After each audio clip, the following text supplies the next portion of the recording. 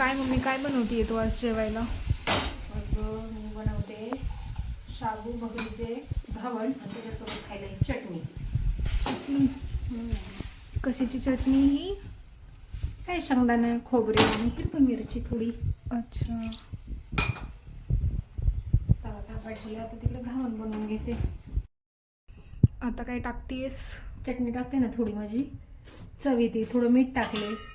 तवा तापतच आलाय ना. मग हे दोन्हींचं मिश्रण आहे ना? काय भगरीचे तांदूळ आणि साबुदाणा. साबुदाणा. ह्याच्यात काय अजून काय टाकायचंय? काही नाही टाकायचं आता. मस्तपैकी ह्याच्यावर खरपूस भाजायचं तव्यावर.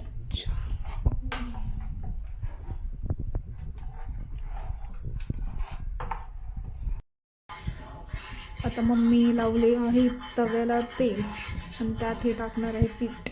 जसं आपण डोसा बनवतो तसंच हे घावण बनतात. ठीक आहे,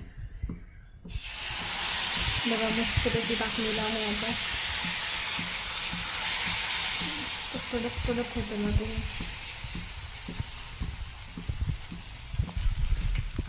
मस्त जाळीदार दिसते. भाजल्यावर अजूनच छान दिसेल हे. मस्त. किती वेळ लागतो आता ह्याला हे होण्यासाठी? 2 मिनिटात पलटी मारायचं त्याला. ओके, 2 मिनिटात पलटी मारायचं. आता एक साईड भाजलेली आहे, दुसरी साईड पलटली. बघा कसं दिसतंय याचं लुक.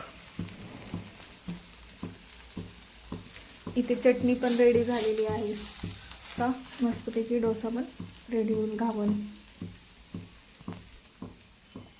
मस्त.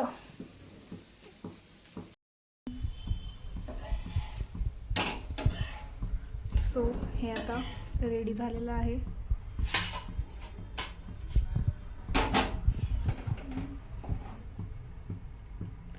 मस्तपैकी मम्मीनी चटणी आणि घावण दिलेलं आहे.